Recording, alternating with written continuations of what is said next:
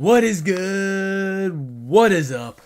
It's Jordan Texans Thoughts, and I'm back with another video. Let's go, everybody. Thank you for tuning in. If you're new, hit the like button, subscribe. Thank you for watching the video, man. I hope you guys enjoyed today. We got a lot on the schedule to talk about, a lot of Texans head coach candidates to discuss. The GOAT is back. Let's go, Jay. What's up, Beige? What's up, Alpha? H-Town? My boy, Joey. Let's go. Money Matt's in the building. We got Ryan. We're going to have a good stream today, y'all. Joshua Stanley, Emirates. What's up? Long time no see. Missed you, bro. If you guys didn't see my last stream last week, I explained, what happened, why I took a big break. So go check that one out, and my initial thoughts on the David Culley firing. But today we're moving past that, and we're looking to the next stage in this head coach search. And that's the second wave. First wave was pretty much all, New England guys. And that's what the first wave was about, being interested in Brian Flores, and actually conducting that interview. And then being reportedly interested in Gerard Mayo and Josh McDaniels. And we haven't seen those guys actually get interviews yet. It hasn't been confirmed, but maybe with scheduling, maybe it'll be later in the week or next week or whatever. I would assume that they at least interview Mayo, because Mayo has been getting interviews from other teams as well. So, let's go, Money Matt. In the first minute of the stream, he drops a hundo with the bag. Thank you, my man. It's like clockwork with Money Matt. That's why we call Money Matt in the building. Woo! Big hundo. Thank you, my man. Thank you. I appreciate your support. Man, we gotta get a new Dono animation, because RIP to Cool Guys Don't Look at Explosions. What's up, Pat? We got Patty Storm in the building. Patty Storm's a big Josh McCown fan, clearly. Let's go. Zeke, I'm with you. I'm all for Kevin O'Connell. I think he might be my favorite guy that we've interviewed, apart from Flores. They're like 1A, 1B. But we'll get to O'Connell. We'll get to all these names in the thumbnail, in the title in a second. But there's one guy who got left out of the title because I scheduled this yesterday and made the thumbnail yesterday. But of course, the Texans want to drop this bomb on us a few hours before the stream. And that is the fact that they are going to interview the one and only Josh McCown. Josh McCown. So we know Josh McCown. He's been on the Texans before. He's been in this organization as, a backup quarterback. And he got a head coach interview last year. And he is the only guy that we have interviewed twice. So that right there tells you a lot. That right there tells you he has at least one really big fan in the building in NRG, if not more. And I'm going to be emotional for a second. I'm going to be, a little bit of emotional, irrational fan and show my irritations, because you know what, that's what about being a fan is. And then I'll be a little bit more analytical and weigh the pros and cons in this. But Josh McCown, y'all. Josh McCown for head coach. Not for quarterback 3. Not for quarterback coach. Not for OC, pass game coordinator. Assistant to the head coach, offensive assistant. No. Head coach. That's what the interview was for. For head coach. When you're applying for a job, it's all about your resume. I mean, it's about who you know and your connections, but it should be about your resume, your experience. And yes, he has over a decade in the league as a player. And that is a valuable thing as being a former player. But he has no coaching experience. A highlight on his resume is that he's a high school assistant coach. High school assistant. He hasn't been a quarterback coach. Hasn't been a passing game coordinator, offensive coordinator, nothing. And we're just expected to be okay with this guy making a jump from player to head coach. That is a huge jump and a huge risk to take. And when you're talking about the head coach, do you really want to be taking a risk like that on another guy with no experience? We just hired David Culley, who wasn't an offensive coordinator either. He didn't have the resume. We saw how that worked out. We want to go with a guy with even less coaching experience? I appreciate all these donos, man. Let me get to that real quick because y'all are the best. Joshua Stanley with $20 says, give me McCown or give me death. Give me death, Joshua. Whoo. Money Matt with another $20 says, let's not forget that money also talks. Hey, if you want me to praise Josh McCown, I mean, you guys are on the right track with the money. McCown's best quality is his first name, Josh. It's a good one, man. It's a good one. Shout out to all the Joshes. It might be so insane that it might actually work. You know, when you Google all these other coaching candidates, and I was gonna do this later. Because, actually, you know what? No, I will save this for later. The thing that kind of set off alarm bells for me about the whole Josh McCown thing is the whole argument that it's Nick's team. Jack Easterby ain't doing anything. Personnel wise, head coach wise, and we'll never truly know. I want it to be all Nick. I want that to be true, trust me. But we'll never truly know. They're never gonna truly admit it, and even if they were to say, and they have said that it's all Nick, we'll never really know. And this move screams Jack Easterby. It screams Jack Easterby. Even Aaron Wilson knows. Josh McCown built strong relationships throughout the organization, including Jack Easterby. Last year, November 13th, 2020, Mark Lane. Mark Lane's a good reporter, man, of the Texans Wire. Talked about Jack Easterby being influential in bringing in Josh McCown to the Texans. Bringing him in just as a player, and then later as a coach, as the head coach hire. Jack Easterby, CBS Sports. Multiple sources here, man. Jack Easterby, influential. I mean, and then you got stuff like this where McCown talked about the meeting that he had with Easterby, talking about the head coach stuff, and he kind of admitted it wasn't about, gaining that head coach position. But clearly Easterby is a fan of Josh McCown. And it poses the question again, why does Easterby have a say in this? What about his credentials give him the power to have a say in the Texans head coach decision? What about his decision making when he was one of the main people in this organization before Nick Caserio? What about that decision making tells us that he deserves this say to fight for his guy? Give me a good reason. Give me one reason.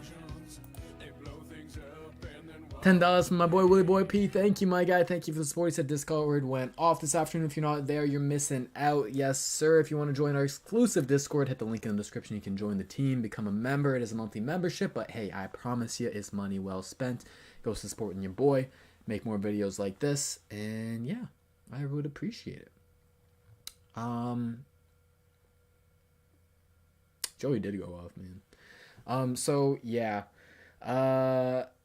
That worries me about this whole thing, that, to me it screams Easterby, but let's just play devil's advocate and let's just say that, Nick has all to say. He's not letting Jack Easterby call any shots.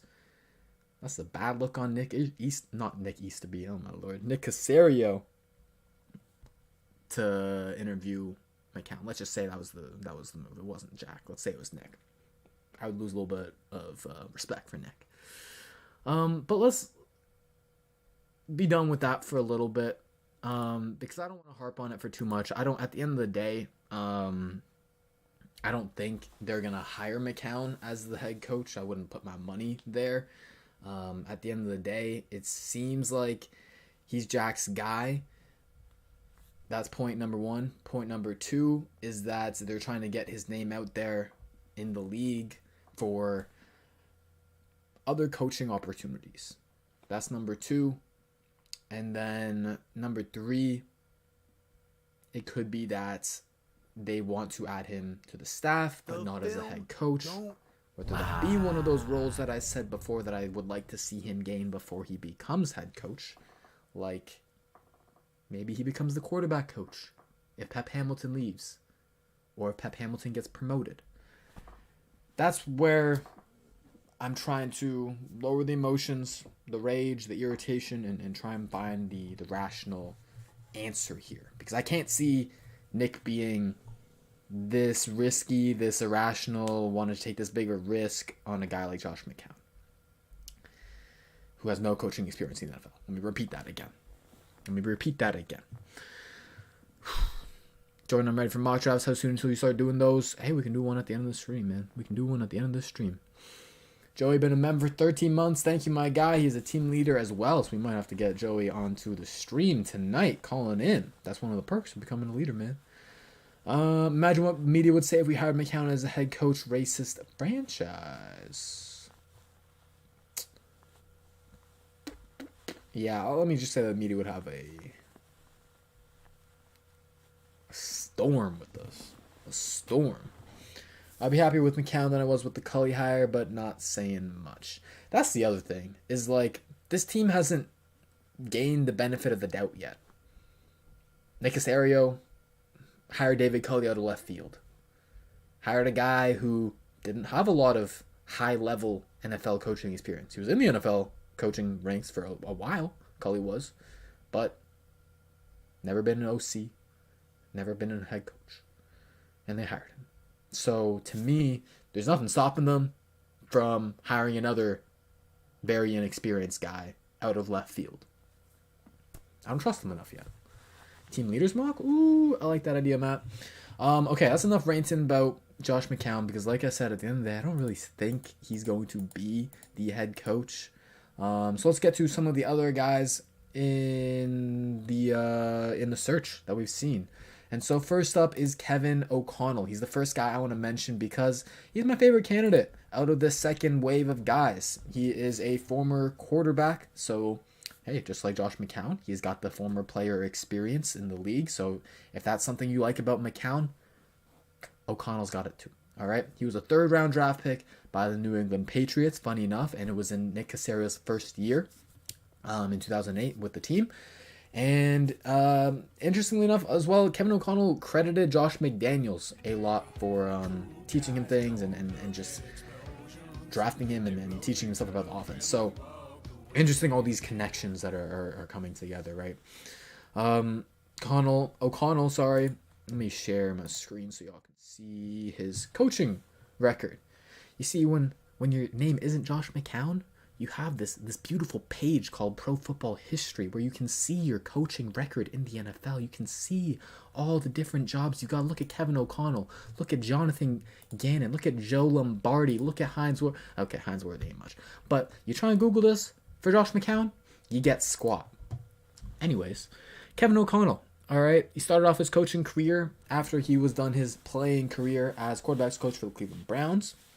Then he went to San Francisco Niners as a special projects coach, quarterbacks coach for the Washington Redskins. This is when his coaching career really started to take off. And I think it says a lot about him that he got promoted every single year. 2017, 2018, 2019. Quarterback coach, passing game coordinator, offensive coordinator. Their head coach, Jay Gruden, didn't want O'Connell to go. And this was during the time when Matt LaFleur was getting promoted. Kyle Shanahan was getting promoted. Sean McVay was getting promoted. And so they were taking guys from that staff left and right. And so Jay Gruden knew, hey, Kevin O'Connell, these guys are going to want to steal him because he's an up-and-comer. So he had to promote him every single year just to keep him. And if you're wondering about kind of his success that he had with the Redskins during that time, you know, what did he actually help them with? Well, as the quarterback coach in 2017, Kirk Cousins was helped by Kevin O'Connell to have one of his best years, throwing for 4,000 plus yards and 27 touchdowns. Then when Kevin O'Connell got promoted to pass game coordinator in 2018, this is when it kind of went downhill for him in terms of having quarterbacks to work with. Because Kirk Cousins is pretty much the best one he's had, and now Matt Stafford obviously better. But passing game coordinator 2018, here was his list of quarterbacks: Alex Smith, Josh Johnson, Colt McCoy, and Mark Sanchez. Alex Smith only played 10 games. The other three guys that I mentioned, Josh Johnson, Colt McCoy, and Mark Sanchez, each started 2 or more games for the Washington football team that year. So he was working with the dumpster dive of coaches, man. It was bad. It was bad. I wouldn't mind O'Connell at all. Me neither. Brown Chubby Bear. I missed a dono. I did. $5. Thank you. For the $5 and the support, my guy. He said, Casario doesn't seem like a guy that will let ECB make those decisions. I hope not, man. I think he'll, if anything, be a quarterback coach since Pep will likely be OC. That's what I'm hoping for as well, man. But it's you know, we always say, oh, the media, national media hates us. I mean, and clowns us all the time. Well, when shit like this happens, like, we're kind of giving them, we're fueling their ammo. We're giving them the ammo to do it, you know? So, no Dabble interview. I wish they would as well, man. I like Brian Daboll of the Colts. No, sorry, Bills. OC of the Bills. I love you, Joey, even though you're very negative. Me too, Joey. You know how I feel.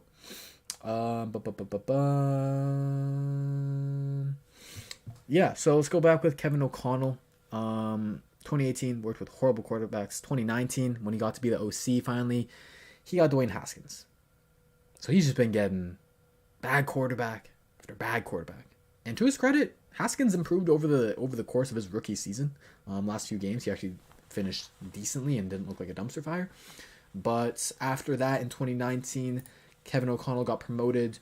Sean McVay took him with the Rams because he had to replace his boy Matt LaFleur, who went to the Titans. So in 2020, let me get this right. So let me show you. 2020, became the OC for the Rams. Sean McVay basically had the option of denying the request to let Matt LaFleur go to the Titans as their OC, but he didn't. He let him go. And now look at Matt LaFleur now. Great head coach, potential coach of the year this year, leading Packers to deep playoff run, maybe Super Bowl aspirations. Matt LaFleur is doing pretty good. Kevin O'Connell looking to follow in his footsteps. And I think the big negative, I guess, about Kevin O'Connell is that, hey, he didn't call plays, right? It's the same thing with Bieniemy, and guys like that who are the OC of a offensive-minded head coach who calls the plays, right? And I'm not eliminating that completely, but what I will say is that, especially with this coaching tree, with the Sean McVay / Shanahan coaching tree, we've seen that OCs who didn't call plays, or even just coaches in general who didn't call plays under McVay, elevate to head coach, and they're still fine. They're still leading teams. Who are my examples of that? Mentioned it before, Matt LaFleur. Never called plays under Sean McVay. Another example, Zach Taylor, who was the quarterback coach and now became the head coach of the Bengals, and he got them in the playoffs. He's doing a pretty decent job as a young head coach as well. So those are kind of the guys that you want to see Kevin O'Connell follow in their footsteps, emulate their success, their model. And the Sean McVay tree has been one of the more successful ones in terms of actually finding those young guys. I know people always joke of it, if you had coffee with Sean McVay and you're a good-looking white dude, you can get a head coach job anywhere. But, I mean, we look back at it now, Matt LaFleur and Zach Taylor are no scrubs. So it's had more, that tree has had more success than the Bill Belichick tree. It's had more success than the Andy Reid tree. So I'm a big fan of it. And I think Kevin O'Connell could be that next guy.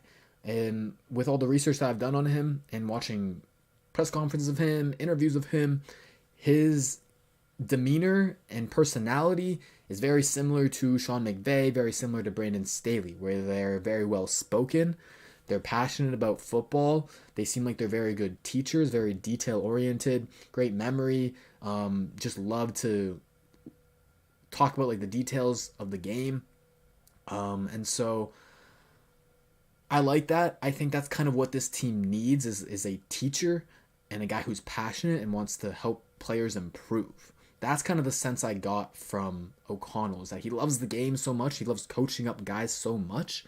And the phase that the Texans are in right now, they're in the development phase, right?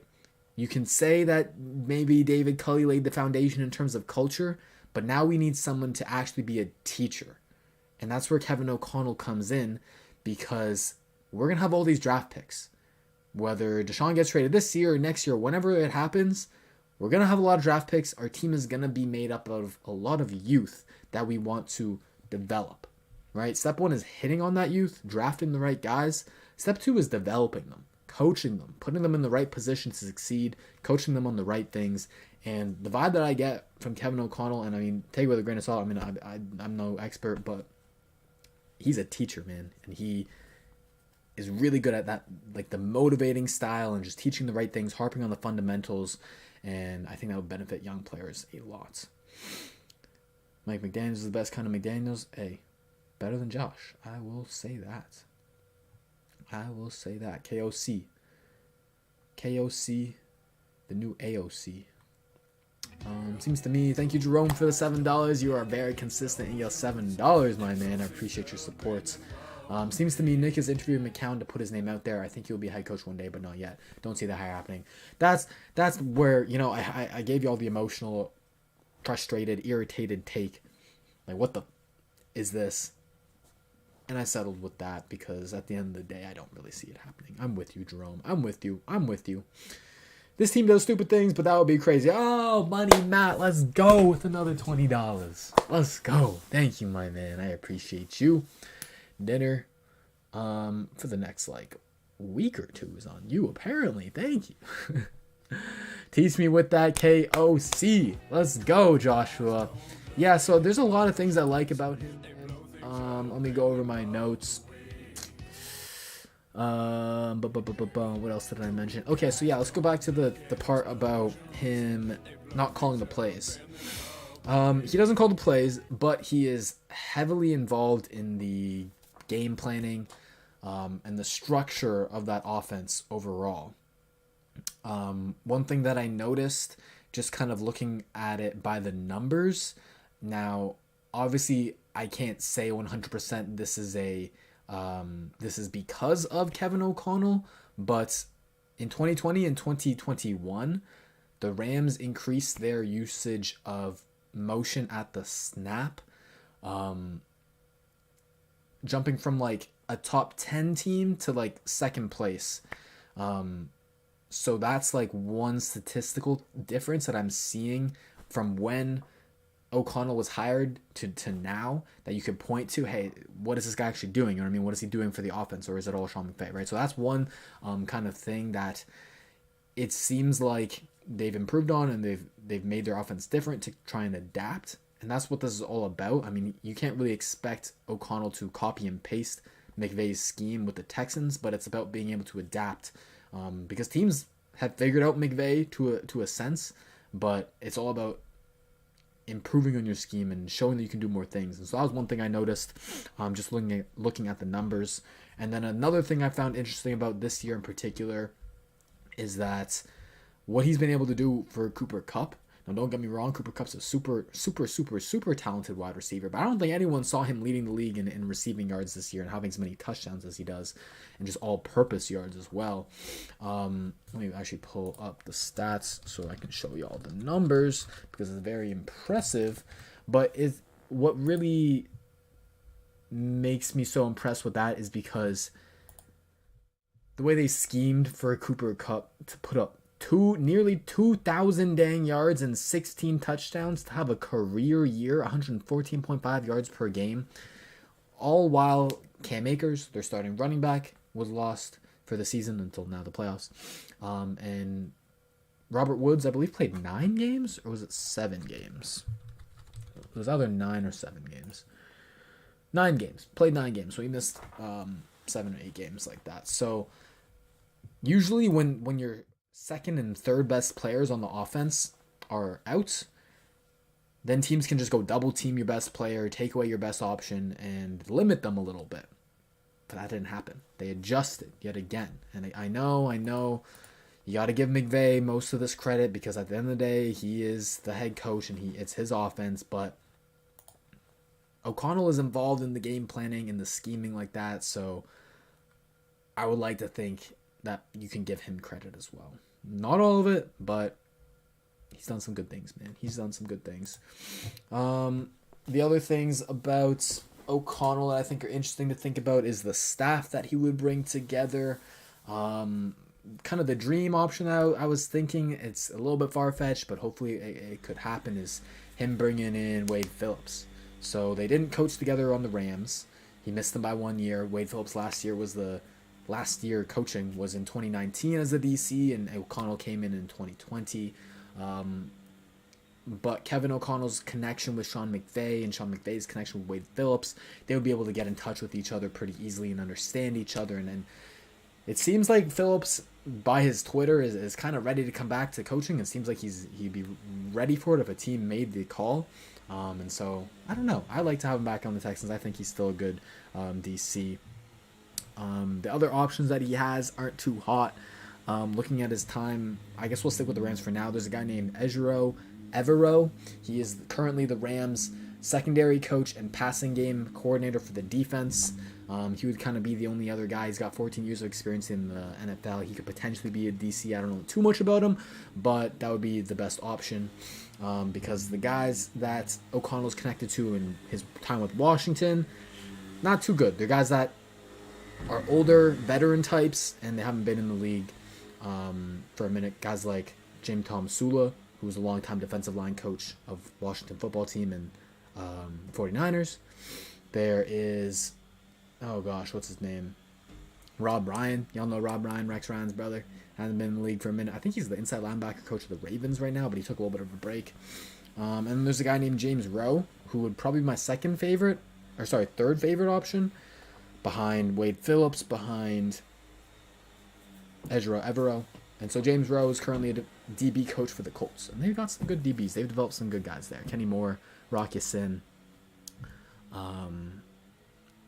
They've rejuvenated Xavier Rhodes last year. So those would be my options for Kevin O'Connell. I like him. I think he's my favorite guy behind Brian Flores. And they're like a 1A, 1B situation of the guys that we have interviewed. All right.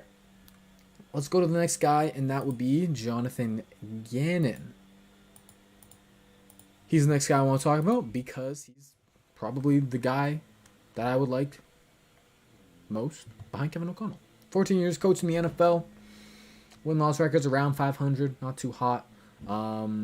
He has an interesting path to the NFL because he started as a college and pro scout. So he was originally an assistant coach, quality coach, and then he came up really as a scout with the Rams.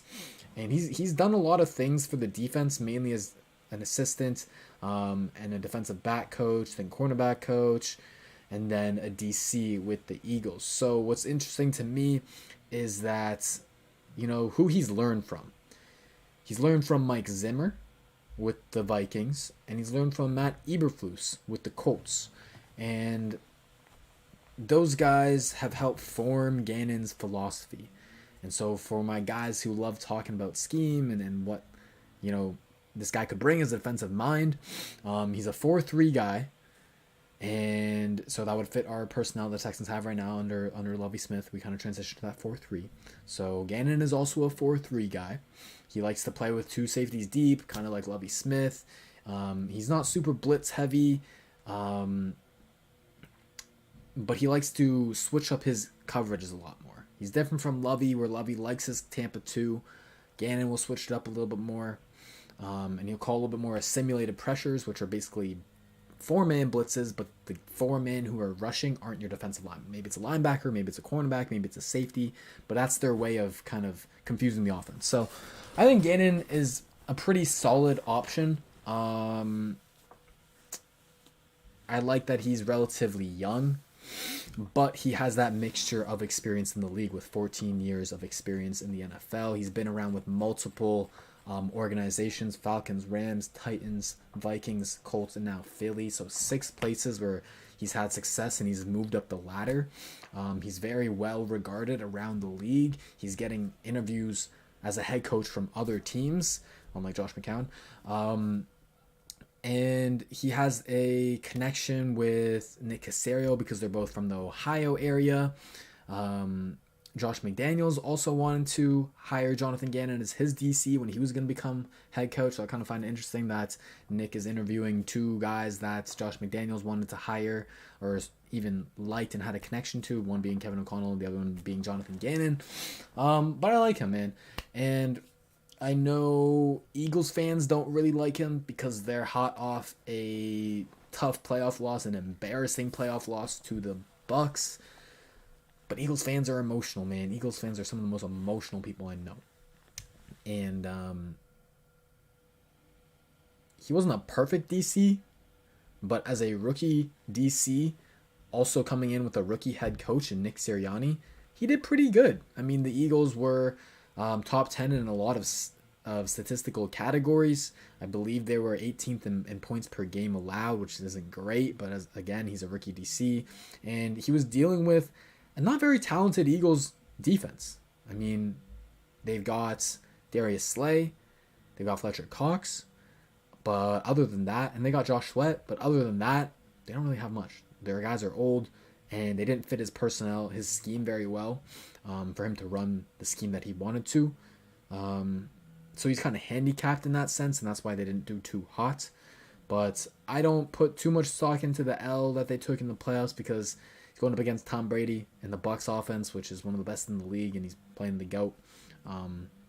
So no one should have expected the Eagles to be there in that position. They were a 7 seed for a reason. They were a 9-8 team that just rode their running game against bad opponents.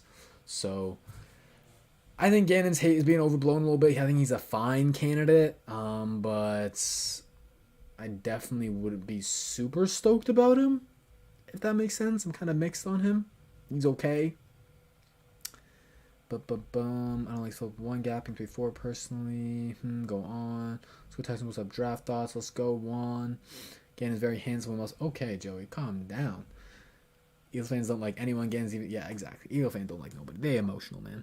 They're emotional. What I will say is he started off the season as DC a little bit rocky, but he improved over the course of the season. And that's what you want to see out of, a guy in this position for the first time.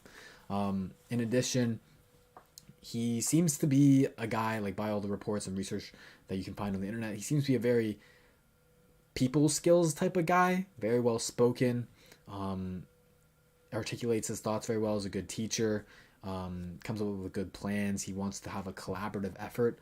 I talked to a former NFL scout with the Eagles who kind of keeps up and in touch with a lot of people in the Eagles building right now, and he said that Gannon reminds him a lot about Brandon Staley. So if you like Brandon Staley last year, and you guys know I love Brandon Staley last year, Jonathan Gannon is the similar type of guy. Fast riser, young coach, defensive mind, super smart, well-spoken, can lead a team in that way, has all the personable qualities that you would want, is a very good person of character as well.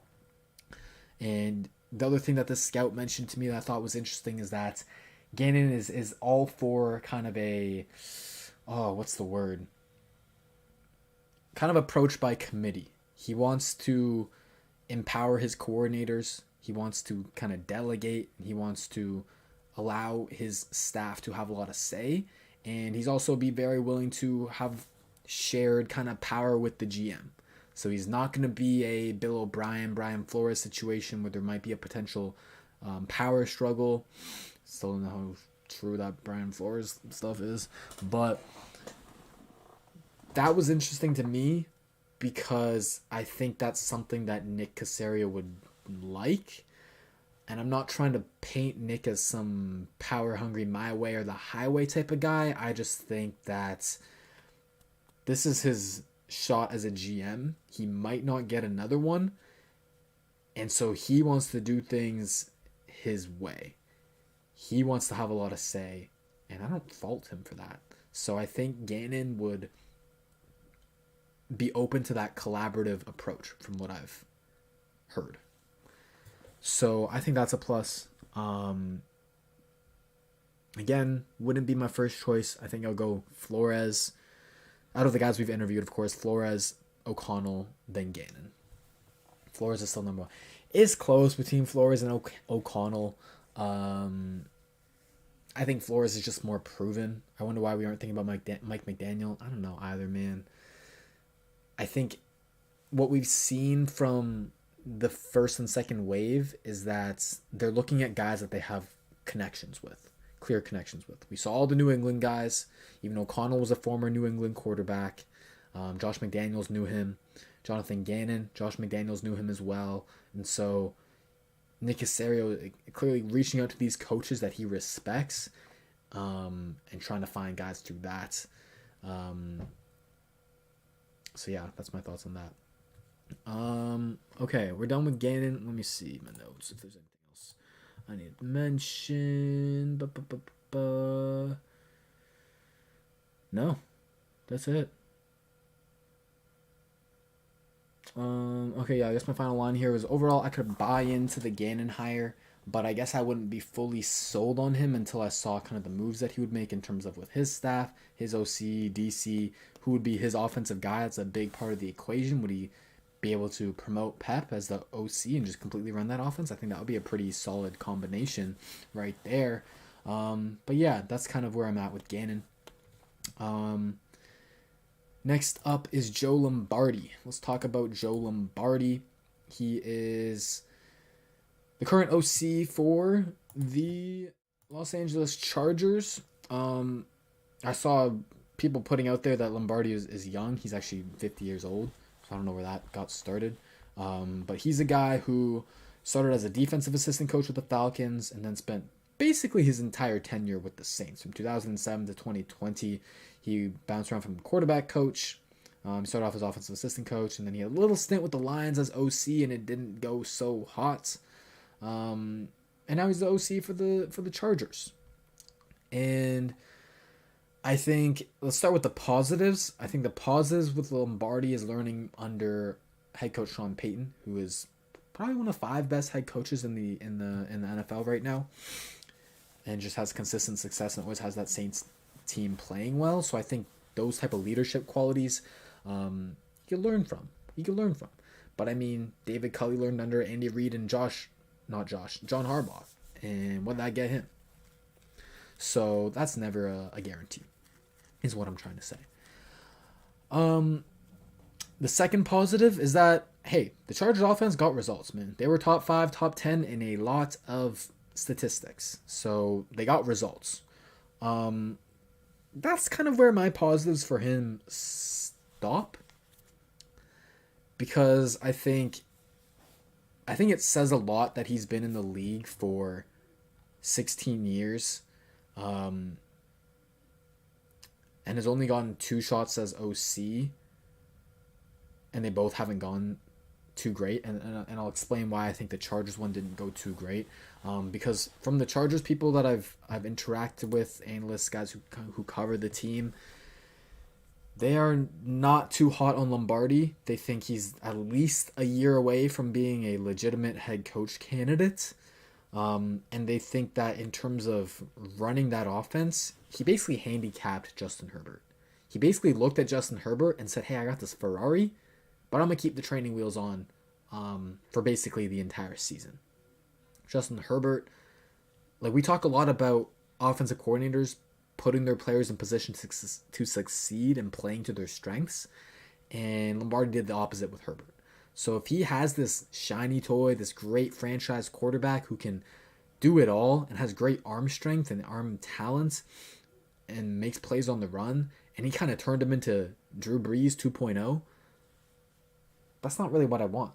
That's not what I want. I want a guy who can adapt to his personnel and play to their strengths. But instead, he used the scheme that he's known all his life with the Saints, the West Coast, quick game heavy, spread passing game that is predicated on the quick and intermediate game and a lot of checkdowns. And so it was really tough for that offense to be explosive, to be efficient, and the general consensus is kind of just that Herbert had to carry them. And that's why they still played so well. That's why they still ended up being a top 5, top 10 offense in a lot of stats, because Herbert is a god. And I don't disagree with the few Chargers games that I've watched. I mean, their offense is just kind of boring. It's just kind of boring. So there's that. There's also the fact that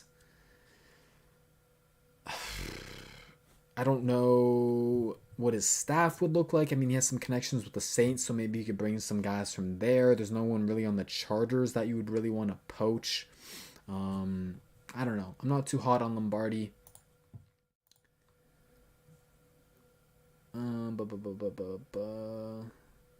Yeah, he limited Justin Herbert, and you also have a guy like Mike Williams, who those two guys together just it screams like a vertical passing game. Chuck it deep, trusting your guys to make plays. And Mike Williams started off real hot, but tailed off towards the end of the season. And I feel like he didn't maximize what he had to work with. So, not too hot on Lombardi, but I'm glad that I'm not like mad at them for interviewing him, basically. Basically, that's where I'm at. Now, what is a more puzzling head coach interview is Hines Ward. Hines Ward has 2 years of NFL coaching experience. He started with the Jets as an offensive assistant and then became their wide receiver coach in 2020. I mean, there's not really... you can't really point to some... Oh my gosh, I can't type and talk.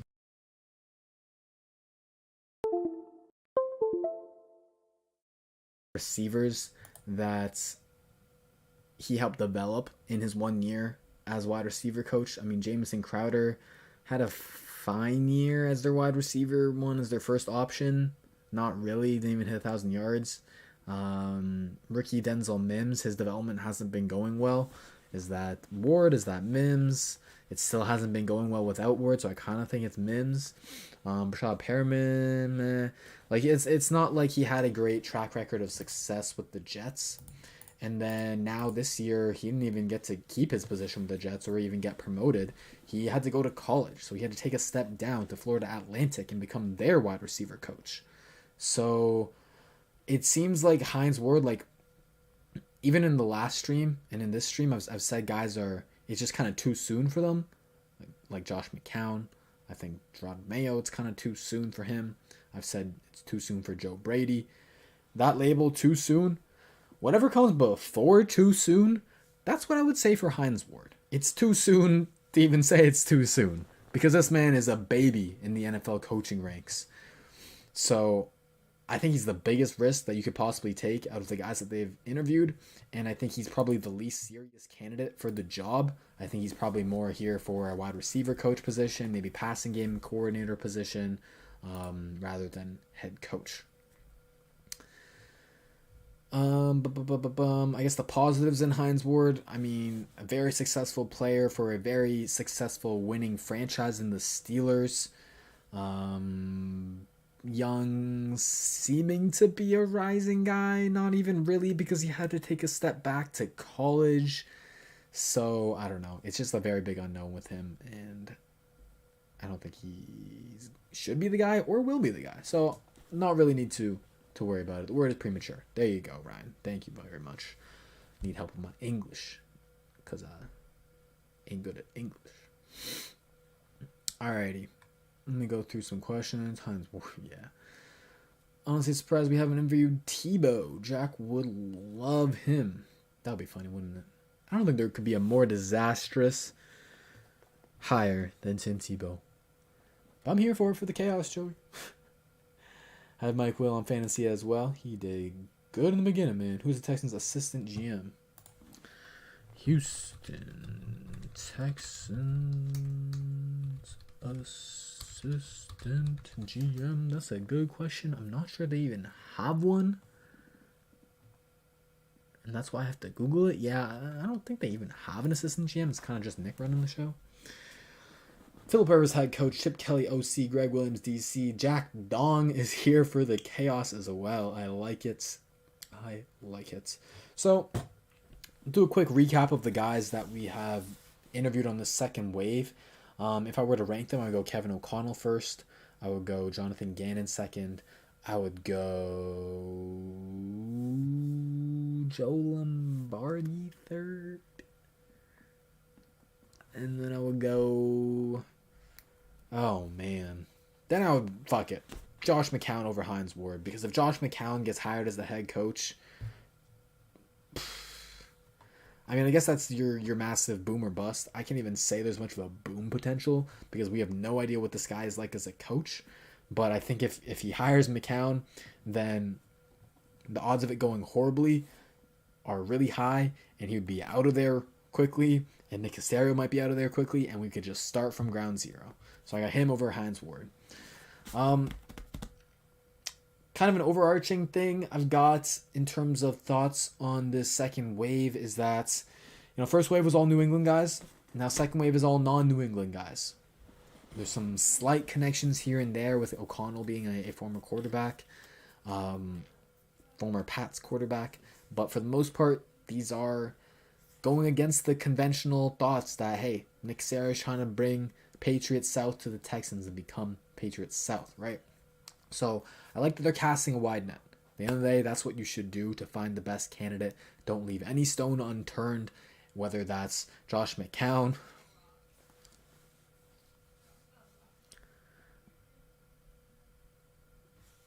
or guys like Kevin O'Connell, and all these other guys, Jonathan Lombardi, Joe Lombardi, Jonathan Gannon. Don't leave any stone unturned. I like that approach because you never know who could be the best head coach. You never know. What else I was going to say is what's interesting about this is kind of the direction that Nick could take. Is he going to go with the safe guy that he knows, he has connections with, in a New England guy like Flores, like Mayo, like McDaniels? It seems like it's kind of just Flores at this point because we're not really knowing much about Mayo and McDaniels having an interview. So is he going to go with that approach? And there's pros and cons to that. Pros is that your GM and your head coach were aligned. And this would be only the second time in NFL history that a Patriots GM and head coach, Patriots GM and Patriots head coach come together. Usually it's either one or the other, and they fail. So them being aligned, them being on the same page, theoretically is what you want. And theoretically, it'd be easier if you have two guys coming from the same background who were kind of raised on the same philosophies. That's the positive from that. And the other positive is that there's kind of no one else to blame in that sense because, this is your guy. This is your Patriots guy. So there's no other excuses to be made. But then the negatives from going with that Patriots hire is that, number one, the optics of Patriots South, but most importantly is that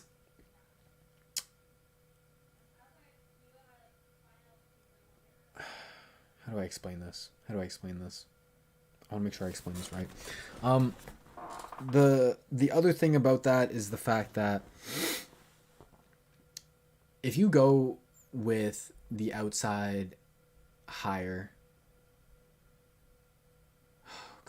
all Patriot hires fail minus O'Brien and maybe Flores. Yeah, the odds are not very high for sure. And so I think that's kind of the benefit of going with a different voice outside of the New England structure, because I think this is how I view it, that when you're trying to build something, whether it's a business, whether it's a team, you want different perspectives. Everyone can still be aligned and be on the same page and follow the same plan, but you want different voices because having people with different expertise, backgrounds, coming from different parts of the world, coming from different upbringings through the league, having a scouting guy, having a player, having an analytical guy, having a film guy, that helps you diversify. And that helps you be kind of an expert in all these different areas rather than just being an expert in the Patriot way. I hope that made sense. That took me a while to put together, but that's why I kind of like going with a non-Patriot guy. But I don't know, man. I ain't a GM. The other thing I want to mention about the second wave is, are these legitimate interviews or are they smoke screens? Because that's something I get asked a lot on Twitter. Basically, people are of the thought that, hey, Hines Ward, really? This is a bullshit interview. Josh McCown, really? This is a bullshit interview. Joe Lombardi, people didn't like Jonathan Gannon at first either. And there's a thought that from Nick's point of view, he goes to Cal and he's like, hey, I interviewed Flores and I interviewed all these other guys. And Flores was the best guy because when you compare Flores to Josh McCown and Hines Ward, come on, who are you going to pick? right? And so is that Nick's way of kind of cheating a little bit and pushing his guy higher when you're comparing a 10 to a bunch of 2s? You know what I mean? I don't know. I would like to think Nick is better than that. I would like to think he wouldn't have to stoop to something like that. So I kind of think these are legitimate head coach interviews apart from McCown and Ward. I think Lombardi, Gannon, and O'Connell all have a shot, but that's my take on it. I don't think Nick would need to do something like that. Money Matt, $2 separately. I appreciate you, my guy. $7.53 for me, $9.53. Damn, I've been ranting for a long time. My bad, y'all. You must be bored of hearing my voice. So let's bring in some new voices. Oh, I need headphones. My girlfriend stole my headphones. I'm gonna text her to bring my headphones, and we're gonna do a mock draft real quick. And then I'll get the Texans last team leaders in here, and we'll do another mock draft for y'all. Could you bring my headphones, please? There we go. Alrighty. Do you know if all the interviews were Zoom interviews or in person? I know Flores was over Zoom. From what I've seen on Twitter, it's all been Zoom. Do you guys think Pep Hamilton will be offensive coordinator for us? That's a tough question, man. That's a tough question. I think if we hire a defensive head coach, 90% chance Pep is the OC. Because we're not hearing him get interviews from other teams. And he declined the one with the Panthers. So where else is he going to go? Beige, member for 13 months. Let's go. He says mock draft season. Yes, sir. Let's get it. Let's get it. TheDraftNetwork.com. Boom, boom, boom. Let me see if I can log into my dang premium account. I know I couldn't a while ago, but maybe it's working now. Maybe. Invalid username or password? Man, I use my same password for everything. Nah, I ain't gonna tell y'all just like that. Damn, man. Maybe it's a different email. Bear with me, y'all. Bear with me. Ooh, something's loading. I don't think this is the right one, though. I don't think I remember something. Yeah, that's the free plan. Alright, whatever. No trades, I guess. We're going to do one with just the Texans. Let me share my screen. We're going to do one with just the Texans for now. 7-round mock. Boom, fast. And then the one with the team leaders. We'll do some. We'll make it a Deshaun Watson trade. But for now, we're just gonna see what it would look like if there's no Deshaun Watson trade. This is the bare minimum we'd be getting out of our draft class, and we still gonna make it work. So, at 3, y'all. At 3, I think there's a big possibility of having a bad day, but Jordan made it better. Thank you, Alpha. Thank you for being a member for 13 dang months, over a year. Whew. That's some big time support, my guys. So thank you. Oh, Beige, what do you say? Beige says it's been the best 13 months of my year. Beige is a jokester, man. Join the team just to get the good jokes from Beige, man. Kyle it is. Yeah, that's what I'm thinking as well. I think, for those who haven't heard this spiel already, I think this draft class has a big 3. I think it's Aiden Hutchinson, Kayvon Thibodeau, and Kyle Hamilton. After that, there's a slight drop-off from the rest of the talent. And so if you were outside of the top 3, I would say trade down. Get 2 top 10 picks, 2 top 12, 15 picks. But if you have a chance to get one of these big 3, you go take them. And you go get the X Factor, the chess piece, the do-it-all defender, Kyle Hamilton. No, he's not just a safety. I'm not just taking a safety at 3 because he plays all over the defense. He plays both safety positions, single high in the box. He plays a lot of nickel corner for Notre Dame. And he plays linebacker occasionally too. He can do that. He has that skill set. He's 6'4". He's 220 pounds. He tackles like a linebacker, but he's got the range of a free safety. A lot of draft experts compare him to Sean Taylor. I see that. I see some Troy Polamalu. I see some Derwin James. I don't see Isaiah Simmons, who is an easy comparison to make because of the size, because of the play style, because of the versatility. But Simmons was a lot more raw, a lot less skilled. And I don't even think he was as athletic as Kyle Hamilton is, in my opinion. And the Cardinals kind of fucked up by moving Simmons just to linebacker full time. I don't think you want to do that with Simmons. I don't think you would want to do that with Kyle Hamilton either. So Kyle Hamilton's my move. I think no matter who the DC is, whether it's Lovey or anyone, it's kind of hard to fuck up Kyle Hamilton because he can do so many things. But yeah, man. So I like that pick. Who's the head coach in this scenario? Who y'all want the head coach to be in this scenario? Put in the chat. We'll let y'all choose. Put in the chat. Y'all want Brian Flores. Y'all want Kevin O'Connell. Y'all want Gerard Mayo. Y'all want Josh McDaniels. Y'all want D'Amico Ryans. Y'all want Bill O'Brien. Y'all want David Culley. Who y'all want it to be? We'll get to choose. Hamilton's good too. Trade down to a quarterback needing team. Yeah, Chris. I would love to do that. And I think in real life, it would come down to the offer for me. Because like I said, I think this class is a big 3. But if you're offering me 3 damn first round picks and I get to stay in the top 10, something like the Niners had to do last year for Trey Lance, that's tough to pass up, man. That's tough to pass up. Because if you trade down in that later part of the top 10, and you can still find a guy like Derek Stingley, Evan Neal, I probably wouldn't take Ekwonu, but I'd probably take like Kenyon Green. Where did George Karlaftis as well? That's what I was looking for. One of those guys. Damn, they got Logan Hall going. I need to do another watch Logan Hall, y'all, but that dude is the most overrated player. Someone's agent is paying all these damn media guys something good, something juicy to juice him up. Because that is crazy. Brian Francisco Flores, says Wood Boy P. We got a Dabble. We got a Flores. We got... It looks like it's Flores. Looks like it is Flores. I would take McDuffie right here, to be honest.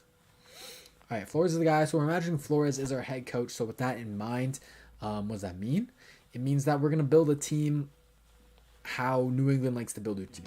And that is from back to front, from secondary to the defensive front. They value cornerbacks and safeties more than they do front 7 defenders because they like to play a lot of man coverage. They like to play a lot of cover 0, and in cover 0 you got to trust your DBs, and it's not as important to have not as important to have talented edge rushers because you're scheming them open. You're scheming them to have a free lane to the quarterback. That's how that works. So with that in mind, we want to prioritize DBs. Desmond Ridder, top quarterback on the board, not good enough for me to want to take him at 37 in my opinion. I think there's better players on the board. Drake London would really interest me. He's 6'5", 6'4", 6'5". There you go, 210. London's kind of like I don't know. He's tough to compare to because he's a big dude with amazing hands in contested scenarios, kind of like D-Hop with the body control, sideline catches, toe drag swag. But he's 6'5". D-Hop was like 6'1". He's 6'5", and he also separates pretty well. I know there's a lot of stigma around big wide receivers who are contested catch guys, and all they can do is contested catch, but you watch London, he can run routes well. So I like him as well. I think he will be a little bit similar to Nico Collins, but different enough and dynamic enough and better than Nico Collins. So Elam then. I like Elam, but I like McDuffie more. I think he's more fluid with his hips, and that's like a main thing with corners. You need to have fluid hips to be able to change direction because you're not always just covering go routes. That's the route you're covering the least, actually. You're usually covering routes where the wide receiver is going to make a break, left, right, stopping on a dime, and so you need fluid hips to keep up. So I like McDuffie more in that sense. I kind of want to go O-line, but there's no one I really like at the top of the second. Usually at the top of the second, I'm looking for guys like Darian Kennard. I'm looking for guys like Zion Johnson, but it looks like they're going pretty early in this mock. So, Devontae Wyatt would be really interesting to me, but in a different scheme, I would probably go with him. So I think McDuffie is the guy. I think Ryan is right. London's like Pittman in my opinion. Yeah, I like that comp. Two USC guys. He's bigger than Pittman, but Pittman was athletic, and Pittman was a big time yak guy as well. And that's the other thing with Drake London is a lot of these big body contested catch guys aren't yak guys. You think about Kenny Galladay. You think about Allen Robinson, right? That's where London separates himself from that kind of archetype, and that stereotype is probably the better word for it, is that he's athletic, man. He gets yak. He's pretty agile, elusive, and he's just competitive. Like, he hates to be tackled. Like, he runs physical. He runs hard. So right now, Isaiah Spiller would probably be a favorite for this pick, but I don't really like the idea of going running back without going offensive line first. Because no running backs running behind our offensive line. And we need 4 damn new starters. If Tunsil's getting traded, we need 4 damn new starters. Because Titus is the only guy. So, as much as I like Spiller, as much as I like Hiram Williams, I can't really go with them here. We've picked up 2 DBs already. So, the other important thing would be linebackers who can cover. So, I would look at Jojo Doman. I would look at Chad Muma. Something that we definitely need to improve as well is our run defense. So Travis Jones would probably be the guy for that as a DT. Ooh, Jalen Peach would be so good in this scheme. He would be so good for freaking Brian Flores. Having a DB that can blitz like Jalen Peach can. Ooh, Pittman is 6'4", yeah. London's 6'5", and he's like bulkier. Pittman was like kind of like a skinnier guy. He's so big, but I feel you, Balin. I like the comp. Brees Hall, RB1. Oof. James Cook is also good, man. 3rd round's got some value, man. I like Arnold Ebiketie as an edge. I kind of have a little early 2nd grade on him, so he's someone that's interesting. I think I'm gonna go Travis Jones. I know I just talked about building the Patriot way and building back to front, but we did that a little bit. We got 2 DBs. We also really need to do is improve our run defense, and so I think he's a guy who can play 3-4 end for us. That's going to be a position we need if we're going to transition to this 3-4 defense. You put Roy Lopez at the nose, you put Travis Jones at 3-4 end, or vice versa. They can switch it up. So, with that being said, I really want to go O-line, but they keep not giving me good offensive linemen, and I don't want to reach. So I'm thinking linebacker here, get a coverage linebacker. All they're giving me are tackles, man. Where are the interior linemen? Cole Strange, watch out for him. He's going to be the next Quinn Miners at the Senior Bowl. Alright, let's do this quicker so I can get team leaders on. Wide receiver, I ain't mad at. Let's see what you say. Peter's the star. Is Peter still there? Nah, they took him, didn't they? Yeah. I'm going to go Chad Muma.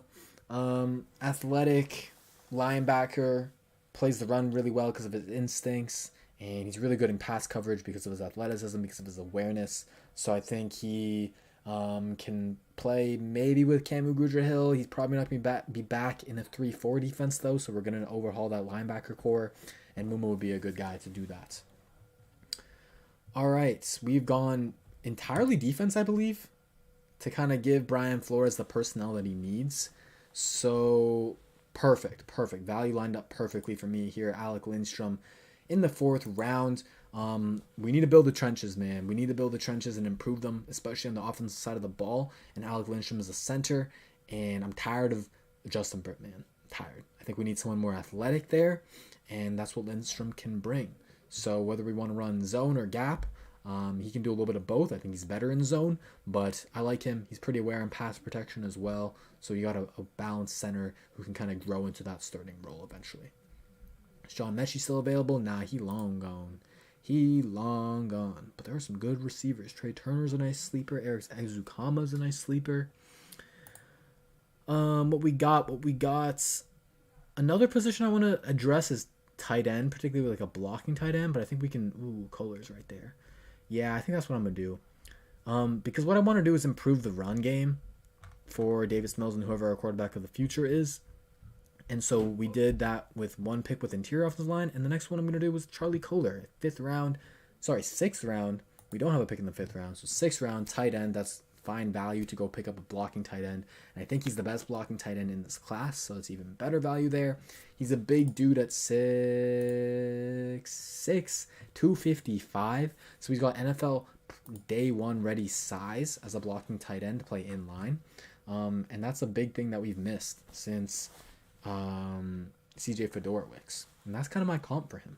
Very good run blocker, but he also has very good hands in contested scenarios. I think he's second in FBS this year with contested catches. So good stuff there. Now we're building up that run game, right? We're building up that run game. So let's go get a running back to be the guy for that. And I think I'm going to go with Abram Smith. Abram Smith out of Baylor. He's a former linebacker turned running back. So he has that mentality as a tough downhill runner who wants to, what's the tight end's name? Charlie Kohler. It's right there for you on the screen. Where he wants to hit you. This is a mock draft without the Watson trade. Yes, sir. And we're going to do another one with the Watson trade right after this. But yeah, I like Abram Smith a lot. He's kind of a poor man Zeke Elliott for me because he's such a good finisher, such a tough runner in between the tackles, can read zone, can read gap power. Not a crazy good athlete, but he's good enough. And the other part is that he's really good in pass protection. So having a back who can pass protect for our quarterback, likely Davis Mills, will be big. Will be big. Tired of Rex Burkhead missing blitz pickups. Tired of David Johnson missing blitz pickups. So that's what we're going to go with. Now I want to go more offense and get a weapon, and I think it's going to be Trey Turner. He's one of my sleepers for the Senior Bowl wide receivers. I also like Velus Jones Jr., but I think Trey Turner, with his body control, with his route running, with his hands in contested scenarios, he's just a very well-rounded wide receiver. And he played in a Virginia Tech offense that was super run heavy and had a horrible offensive coordinator and a horrible quarterback. So his stats will not jump off the screen for you, but he's got a 3rd round grade for me. So getting him in the late 6th as an absolute steal. And now at the end of the draft, we just really want to go upside, go best player available. I do like Danny Gray out of SMU. Check his tape out on YouTube. It's some good stuff for sure as a deep threat. So you kind of go into that deep threat role. Left by Brandon Cooks when eventually Brandon Cooks' contract gets voided. I think it's after the season. But yeah, Trey Turner can play slot, can play outside as well, so I like him for that. I kind of want to go Velus Jones Jr. He reminds me a lot of Deebo Samuel. Not saying he's going to be as good as Deebo Samuel. No one's as good as Deebo Samuel, but he's kind of that. Don't dog my hook. He's trying. Hey, I'm sorry, Joey. I'm sorry. I apologize, my guy. But they're ass. Their offense is ass. Velus Jones Jr. reminds me of Deebo Samuel because I'm going to just take him now. Because of how he's a runner with the ball. He's an elite kick and punt return specialist. Super competitive runner. Like, he's physical. He wants to run over you and through you. He's agile. He's elusive. He's fast and explosive in the open field. He spent 4 years at USC and was always a backup. And then he transferred to Tennessee. And then as his last season, he put up some decent stats. But he's pretty unproven. Unproven in production, unproven as a route runner. And so in the Senior Bowl, that's going to be his chance to show that he's improved. Now, he's a developmental guy at the end of the day. I don't expect him to have a Deebo Samuel impact whatsoever, maybe by year 3. But that's where you're taking guys in the 7th round. You might not even make the roster, but it's the potential. If he hits, man, he hits. So I like that a lot.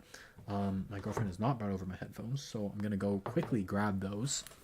Enjoy this mock draft on the screen. I'm going to quickly grab some headphones, get my Texans Thoughts team leaders in here, and return. Tori?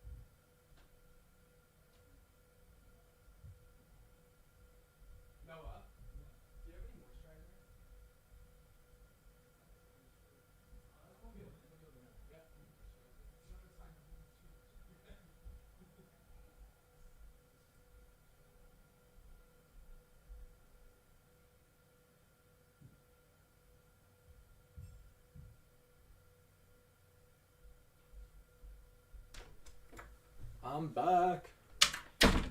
Don't go nowhere. Woo.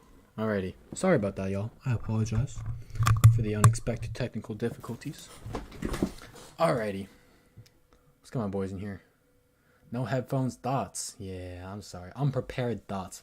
Blast me. I deserve it. Alright, let's get switch device. No, don't switch. Okay. Let's get our Texans Thoughts team leaders in here. If you guys want to call into the stream, there's a link in the description. That link is to the membership system that I have here. There's 2 tiers. One's $3.99 a month. One's $9.99 a month.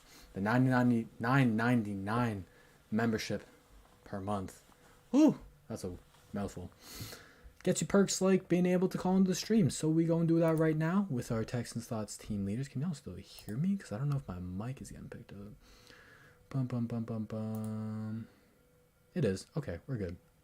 And smash that like button, y'all. Thank you very much, Paige. Alright, let's do this real quick. Alright, What's up, Jordan? here we go. Okay, we're going to do a quick... What's going on, Jordan? How y'all doing? We're going to do a quick roll call real quick so that the people in the stream know who's who. We're going to go in the order kind of on the screen. I hope it's the same order for y'all, but we're starting with Ryan, then Jay, then Joey, then Matt. Ryan, say hello to the stream. What's up? Y'all should know me by now. There you go. He's a regular, my boy. Jay's mic is muted, so I'm going to go to Joe. Oh, we're good, Jay. What's up, my guy? How you doing? What's up, y'all? You should know who I am as well. There you go. He was on the last stream. My guy, Jay. Joey, I think this is your first time on the stream. Yes, it is. Hey, It's Joey. Yeah. It's Joey Texas, if you're on Twitter. Yes, sir. Hit him up.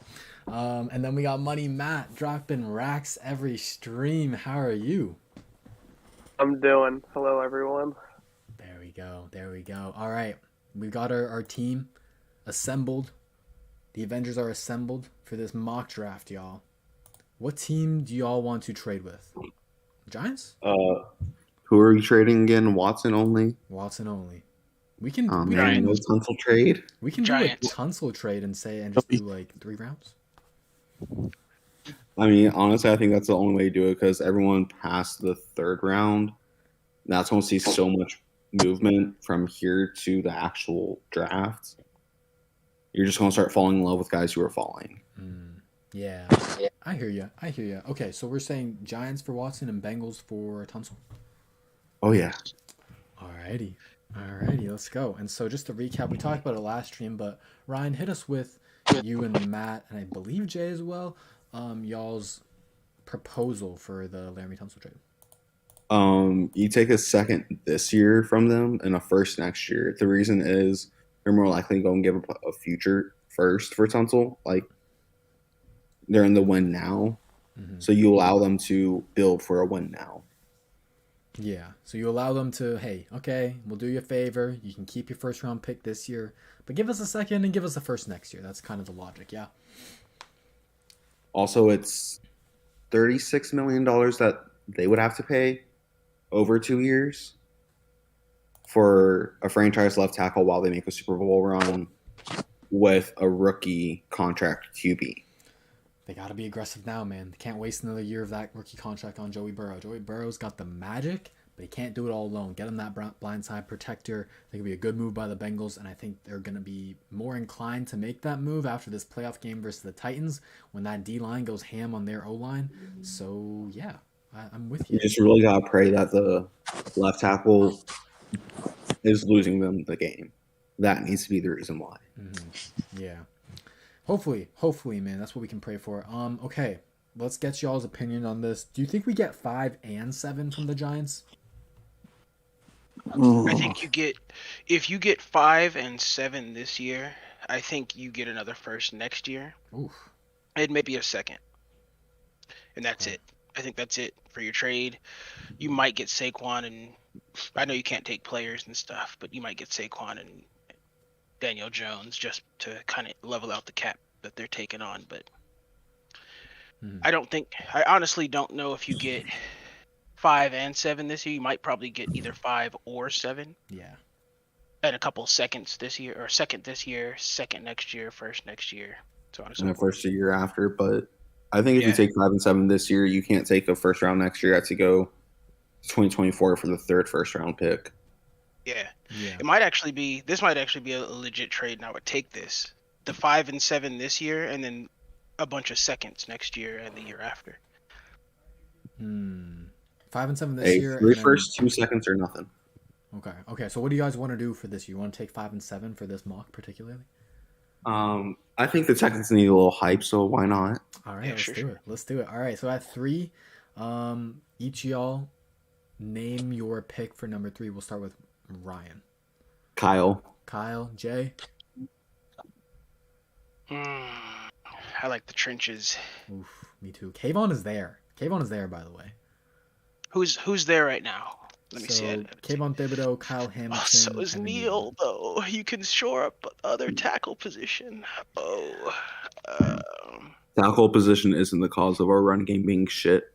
Yeah, but that whole right side has folded too many times. I'm tired of seeing worse than Derek Newton out there. Oof. You guys make some good points, man. You guys make some good points.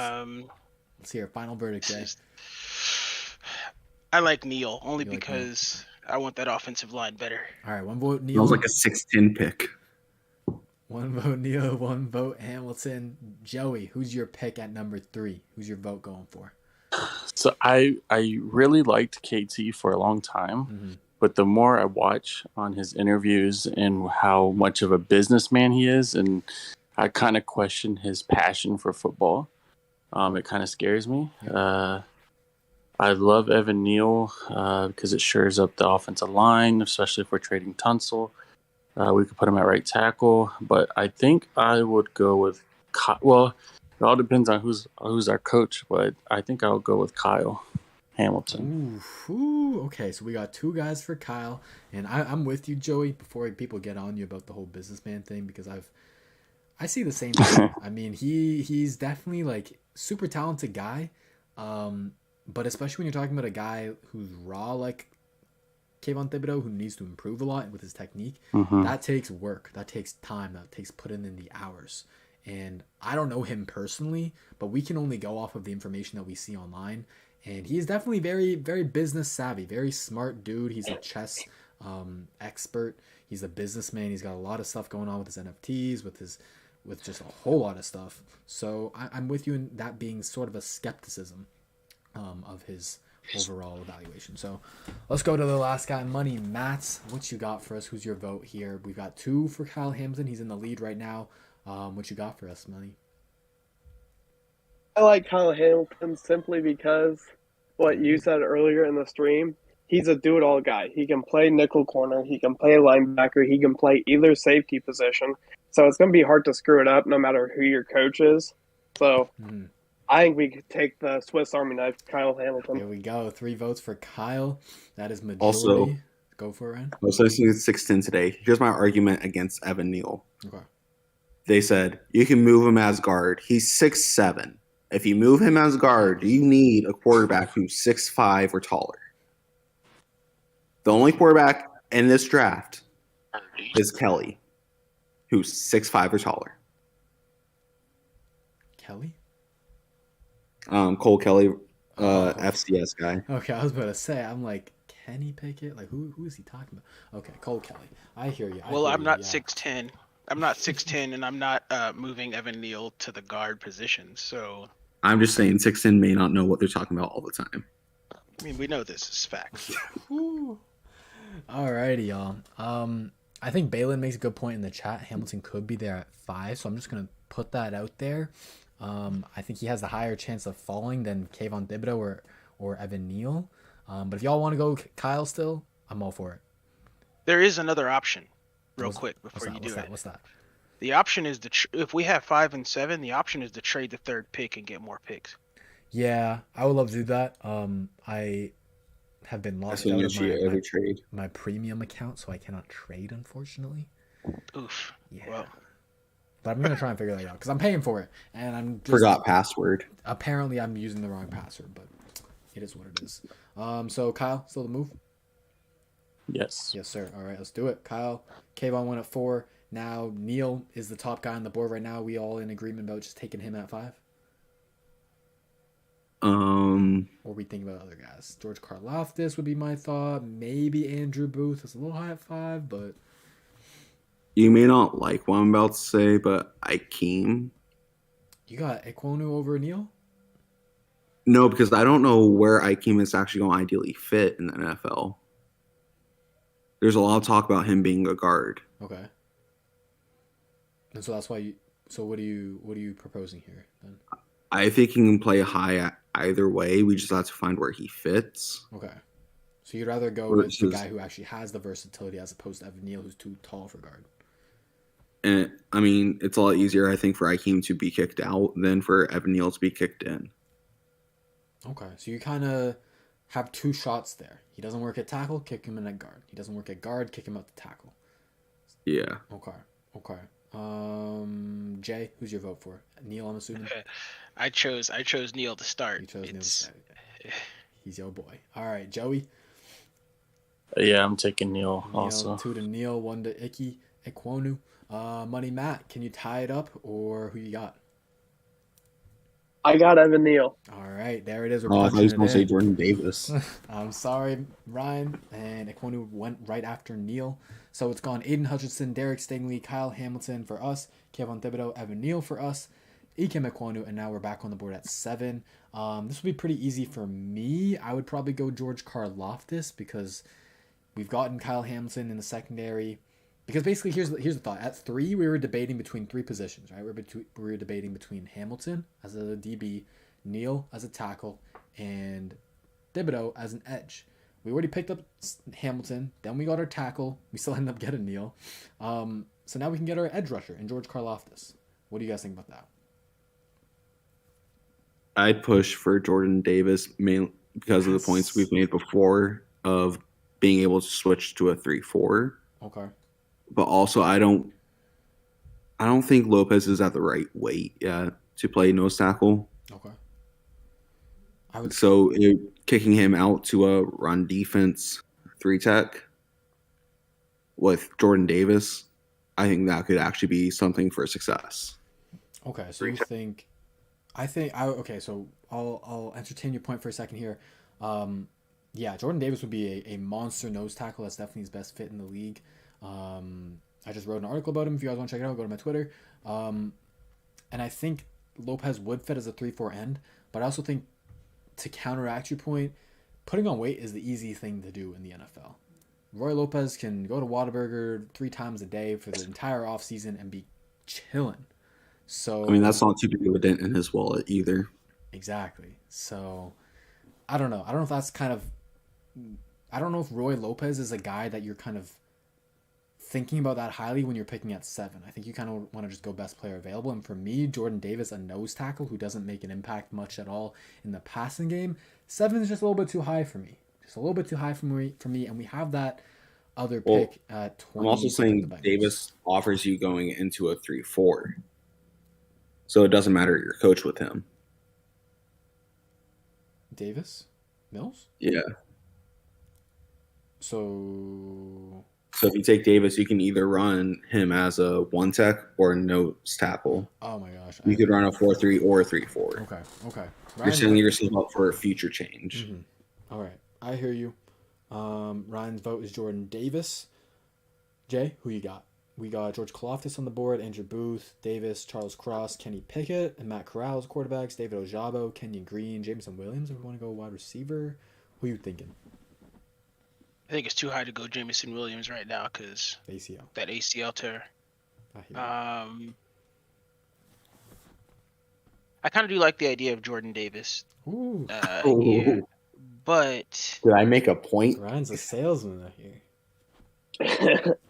But I'm also on that BPA up there, so I kind of like the Karlaftis thing. So I say go for it. All right, so I like Karlaftis. 1 for Davis, 1 for Karlaftis. Joey.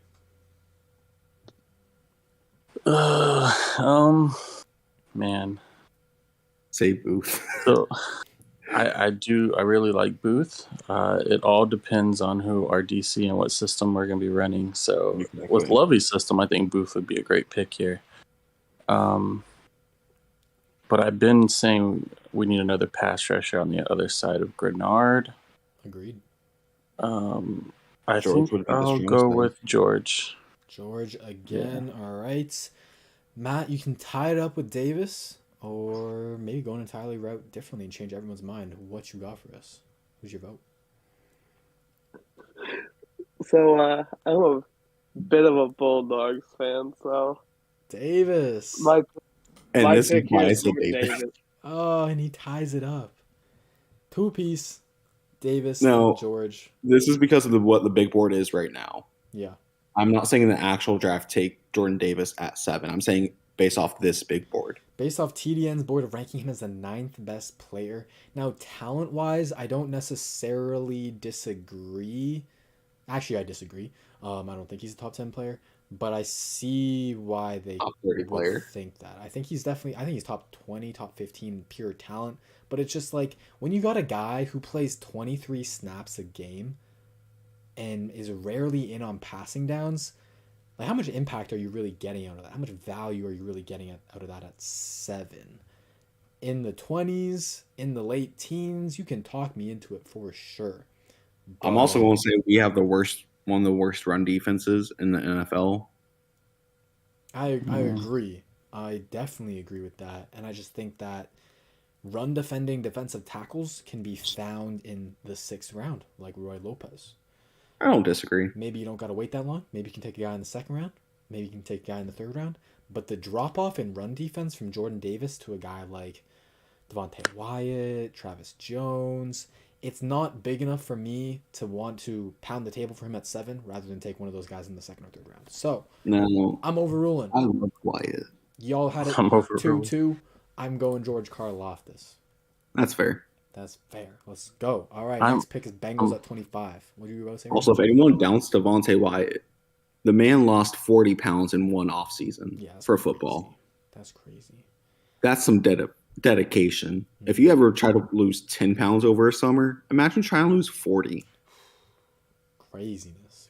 and not Dedication, work losing a ethic. step of your strength. Yeah, he's a bully. He's a bully for sure. Chris They- Olave fell this far? What? Yeah, all them wide receivers, Olave and Burks and Dotson are there. My boy Nakobe Dean is right there. We've gone, so just to recap, we've gone Kyle Hamilton, Evan Neal, and George Karlaftis. Damn, that's a haul right there. So, what I y'all kinda want like to do that. next, Ryan? What's your thinking? I like Dotson. You like If we're going to Dotson? get offensive coordinator who's going to plan on Brandon Cooks, Mhm. why not get the guy who's Clone. reminding a lot of people of Brandon Cooks? A clone. Yes, sir. All right, so you're Get going with him Dotson. under him for a little bit, you know? Yeah, I think Dotson out of those 3 guys is the best mix of safe but also high potential. Just because of his speed, his route running, his hands, like he has it all. He can play in the slot, he can play outside. So I like that a lot. I think Burks is a bit riskier because you need to have a really smart OC who knows how to use them. And Olave, I like him. I just think he's a 2nd round guy. So I think in terms of talent, there's 2 other guys better on the board. But Jay, 2nd in the line. Who you Oh, think? man, everyone's saying Dean in the chat. Hey, that's my guy. That's my guy. Oh yeah, I was gonna say Dean as well. I'm kind of high on Dean. I'm wondering if he'll still be there at pick 37. Playing with fire there, Jay. I like Dotson. I am also wondering if Dotson will be there at pick 37. Nope. Only in PFN. Dang. This is a rough one for me. I really like Dean. I like. Okay. The reason I like Dean is because I want to bolster the defense. I really want to bolster this defense up. I think we have a shot to do exactly what Tampa Bay did, Ooh. which is bolster their defense, get a bunch of talent, and then just go get the quarterback. Get the 1 or 2 pieces that they needed to go get, Mm-hmm. and they had to run a Super Bowl. I think that's your best bet right there. I say Dean. That's Okay. just me. Dean, I like that idea. I like loading up on one side of the ball a little bit and just like making your better side of the ball, like turning your strength into like an elite type of thing. You know what I mean? Just loading up And to your point, the Bucks, they drafted cornerback and safety, like just DB after DB after DB until they got one of the best secondaries in the league. And they added that to Levante David, that dominant D line, Devin White. So, yeah, I like it. And it all started with Vernon Hargreaves. All started with him. They got him in the building. They're like, hey, this cornerback ain't it. Let's keep drafting cornerbacks that aren't like him. He cannot. They started with him, ended with Winfield. Oof. Look at Winfield, y'all. Crazy, man. Crazy. So, with our calculations, we'll be about 4 years away from moving on from Vernon Hargreaves and building that secondary like the Bucks did. All right. Joey, who are you thinking? All right, so I just want to go back to the last pick at pick 7. I saw a lot of Linderbaums in the chat. I just want to say I am very high on him. I would probably take him at 7. I saw some wrestling videos of him, and that dude's a monster. And interior O-line is probably one of our biggest weaknesses on offense. But here I am going to go with Dean. I think Dean's going to be like an all over the field linebacker, coverage, everything. So I like him a lot here. Me too. I like that analysis, Joey. You guys know how I feel about Nakobe Dean. Reminds me of Levante David and Darius Leonard, kind of a combination of that. So I'd love to have that kind of playmaker who can just do everything on the field, like Joey said, be everywhere. Monty Matt, bring us home. Who's your pick? My pick is Nakobe Dean for the same reason. He can do it all. He can play in coverage. He can send pressure to the quarterback. He's a do-it-all linebacker. Let's go. I like my scouts right here. I like my scout. He's the Micah Parsons of this draft. I see some similarities there for sure. In terms of that freak athlete, I wouldn't say he's as athletic as Micah, but he's pretty damn close. Blitzing. Definitely not as athletic as Micah, but close. But Micah's just like kind of generational athlete. So it's no like knock on Dean. But yeah, like you guys said, blitz him, cover him, blitz him from the edge, blitz him from the interior. He's a monster versus the run. He does it all, man. So hopefully some teams overthink Dean because he's 6 foot and like 220, 230. Let me see his thing. Let me see. It'll be interesting to see what he weighs in at. Right now he's listed at 6 foot, 225. So that's not typical linebacker size for every single team. But hopefully that means he's going to fall to us at the top of the second. All right. Top of the second. So we're imagining that the Giants, we got their second round pick as well in this scenario. Who are we going to go with? There's some interesting guys on the board. Jahan Dotson is still there, so we didn't end up getting that wide receiver. We could take him now. I have a feeling, Ryan, that's going to be your pick. I'm going Dotson on this. Yeah. All right. I know you're... Wait, Daxton Hill? Will be good for disguising defenses with a strong safety who can heavily blitz. And pairing him with Kyle Hamilton. You also have the next pick, Ryan.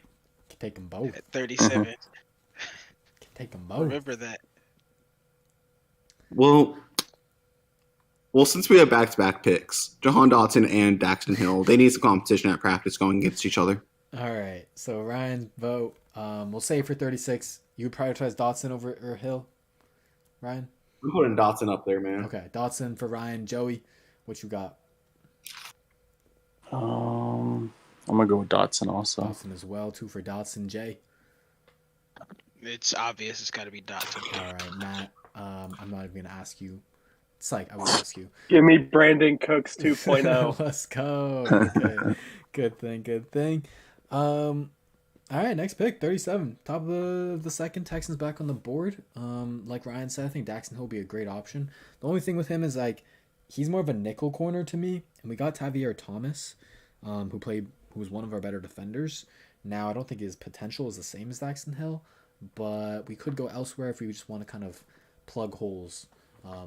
So I don't know. It'd be interesting. I don't think any of you guys are gonna be in on Ritter really. Malik Willis is interesting to me at the top of the second. McBride is this high on this board? What? Ritter? McBride. Oh, McBride. I think he's tight end 1. I've been a big Weidermeyer fan, Jalen Weidermeyer of Texas A&M, but I think McBride's better all around skill set. Balin says y'all like Dotson over London. Yeah, London's interesting to me. I think what I've seen a lot from Texans fans is he's too similar to Nico Collins, which is funny because we just took a Jahan Dotson. Brandon is a Brandon Cooks clone, but Yeah, but Cooks isn't here for too much longer. Exactly. And I think they can play together. Dotson can play in the slot, which is going to be a bit tougher for Drake London. But anyways, Ryan. Also, the purpose of drafting Dotson right now is to make him learn from Cooks how to do things the right way. Alrighty. You going Daxton Hill, Ryan?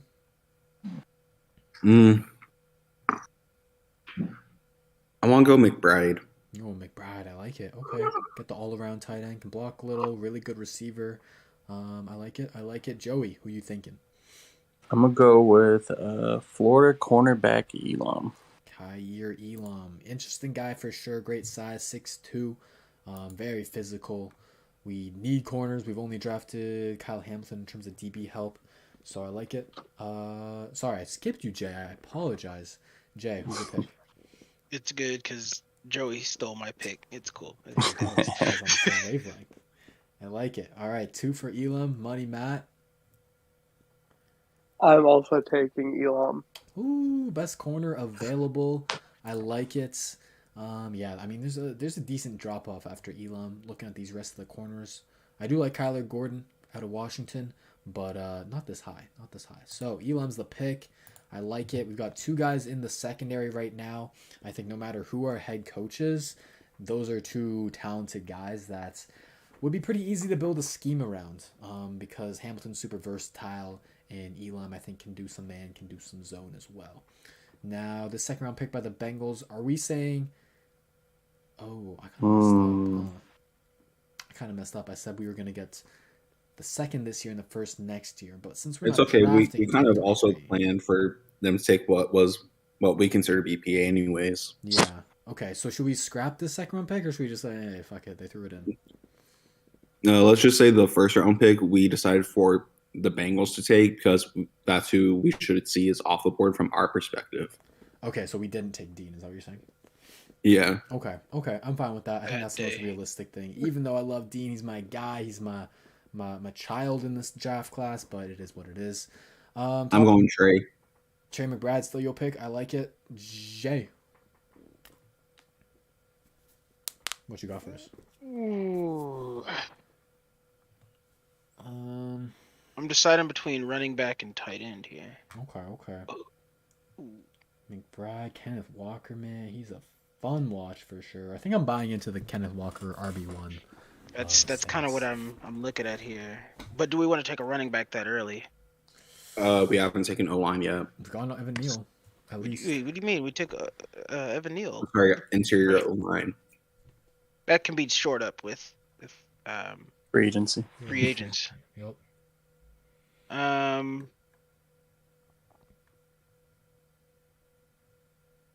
like the idea of taking that back. I do. I like the Kenneth Walker pick. All right. 1 for McBride, 1 for Walker the third.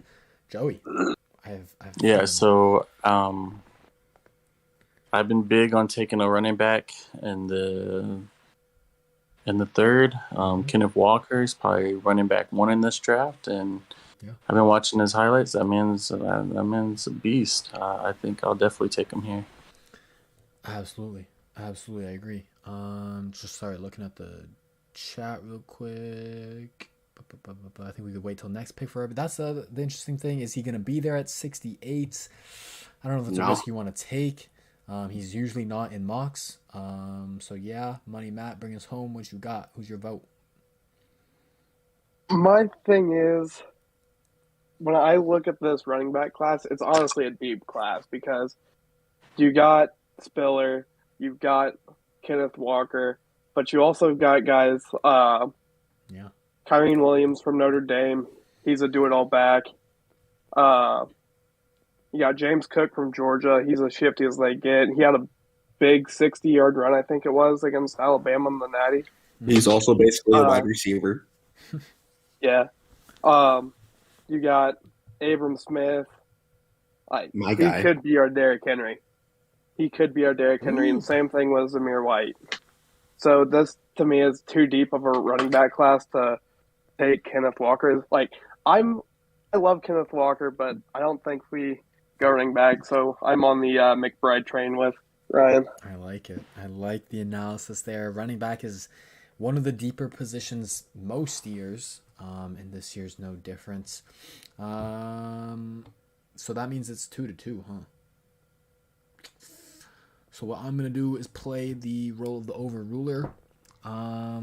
Mid-second, I think I like both of y'all's picks, and I think it's more likely that Walker is on the board at 68 than McBride is, as he's higher on TDN's board. So I'm gonna go McBride for now and pray that Walker is still there. It doesn't look like he will. Yeah, he just got taken. Damn, he got taken at 66th.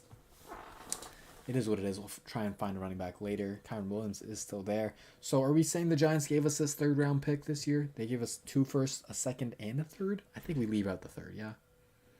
Leave it Yeah, out. All right. I think this is their pick. But who's the best person on the board anyways? I just took Drake Jackson for them out of USC, the edge. Oh, that's a good one, though. Yeah. All right, our pick in the third. We definitely own this one. So we have this one at 68 and 80, and then we're done for our 3-round mock today. Ooh, Beavers is interesting. I like Beavers. I think he's Kyron like is there. a Sam. This is where Kyler should go. Yeah, I like Kyler Gordon if you want to double up on corners, which I don't think would be amazing, but I think my guy would be Jamari Salyer, the interior offensive lineman for Georgia. He's played a lot of left tackle. He's played a lot of right guard. I think he can be a solid tackle, but I think he can be a pretty good guard. So I like him for the interior, but I'm not drafting. Ryan, who you got? I'm probably going to go interior O-line right here. Okay. Just because we need it more. But I like Beavers. You like Beavers, but so Salyer would be the guy with the interior offensive lineman? Yeah. Okay. Jay. I like Salyer here as well. I need to know how to pronounce his name properly. Salyer? That's probably what it is, right? Salyer? I don't know. All right, 2 to Salyer.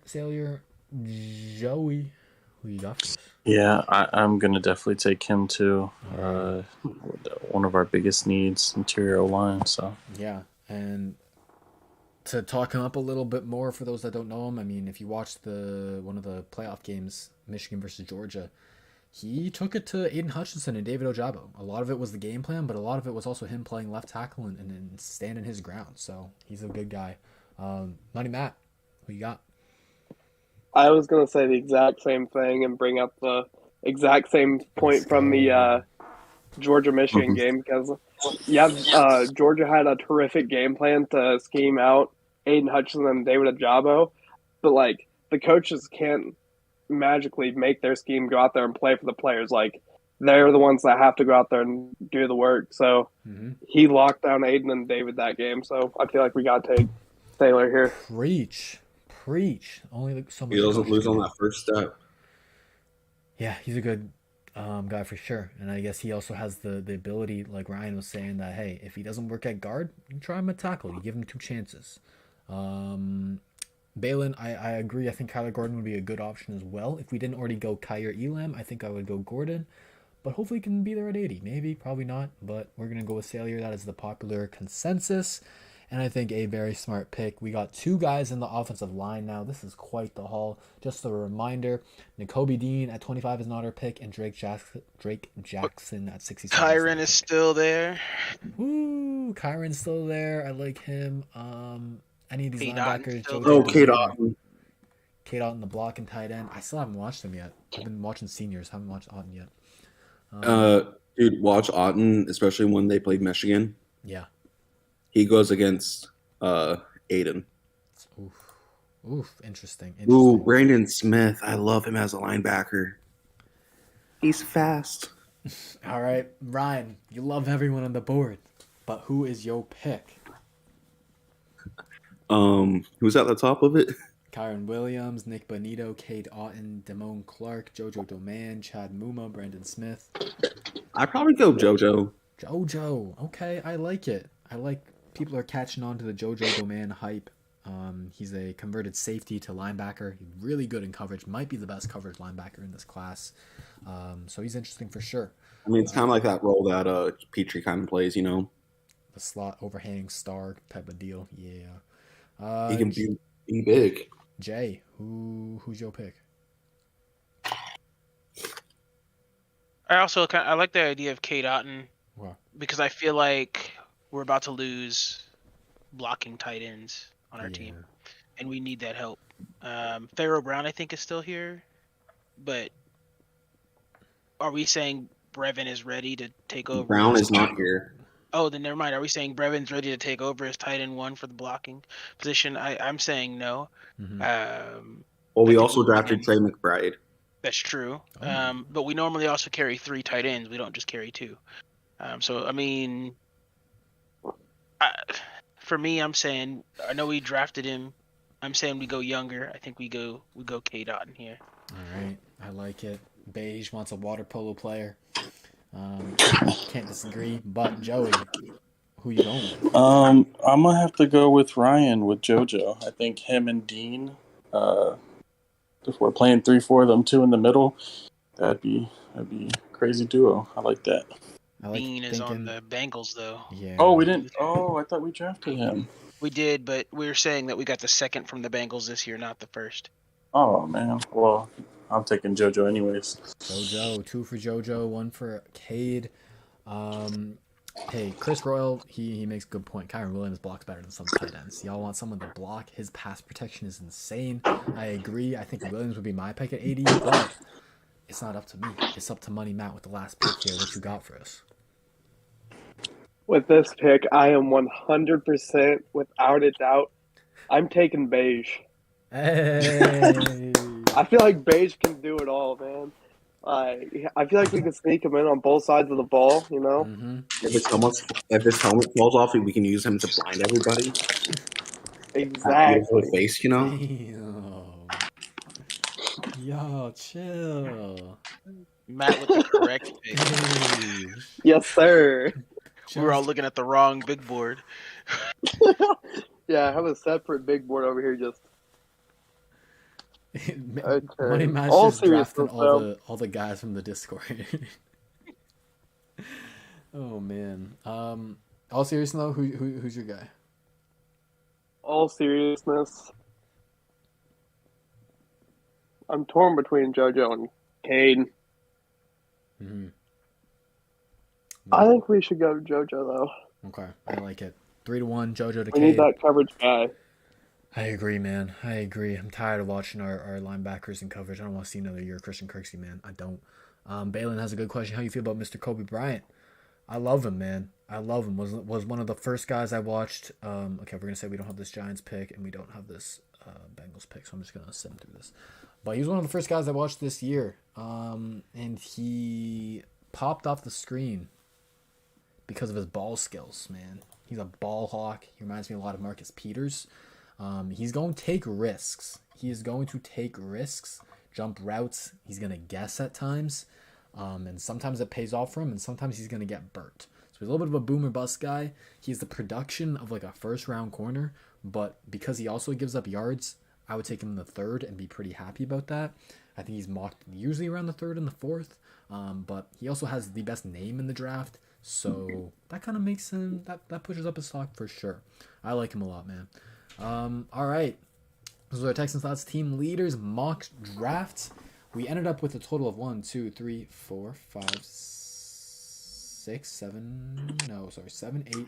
8 picks in the first 3 rounds because we traded Deshaun Watson to the Giants and Larry Tunsil to the Bengals. We ended with Kyle Hamilton, Evan Neal, George Karlaftis, Jahan Dotson, Kyer Elam, Jamari Salyer, JoJo Dome Man. So I think we got a great wide variety of guys here where we addressed the secondary with 2 guys. We addressed the offensive line with 2 guys. We addressed the defensive line, getting that edge rusher up opposite of Jonathan Grenard. We got a do-it-all tight end who can pair well with Brevin Jordan. We got a wide receiver to take the throne and be the heir of Brandon Cooks in Jahan Dotson. And we got a coverage linebacker in JoJo Doman, who we haven't had a linebacker cover as well as him in probably team history. So I'm very excited about this draft. I think we did a great job. I think if those trades are to be made, and I think they're probably the most realistic trades at this moment in terms of Watson and Tunsil, man, we've got a lot of ammo to load up and really improve this team. So I like it. I want to thank my leaders for supporting me and being my scout team. Thank you very much. And hopefully we can do this again. Do you guys have any last thoughts before I end the stream? Because it's gone an hour over how long I thought this would be. It's going to be a lot easier to do mock drafts when we know like who our head coach is, who our offensive coordinator is, if Levy's staying or if he's going. So then we know. Because like there was a lot of question when we were taking our defensive guys tonight. Mm-hmm. Are we running 3-4? Are we going to be running 4-3 still? So it's going to be easier once we have our identity in place. Absolutely. Absolutely. I love that you guys are on top of that for sure. Scheme matters so much. I agree. Alrighty. Ryan, Jay, Joey, Matt, thank you very much. I'm going to peace out of this Discord and end the stream, but I'll talk to you guys later. Absolutely. Thank you. Take care, man. How do I leave? I always forget how to leave. Is it the little disconnect button? It is. Alright, peace, y'all. Alrighty, stream. Thank you guys very much for tuning in. Had a great time with y'all. Went over 53 minutes longer than I thought I would. I'm starving. I gotta eat some food. I gotta get back to my life. Get some work done. Pack. Going skiing tomorrow, so that should be fun. Y'all enjoy the weekend. Hit the like button. Subscribe if you haven't. Follow me on Twitter. Texans_thoughts. That's how you can keep up with me. Take care, y'all. I lied. I'm not going. Because I have to say one thing.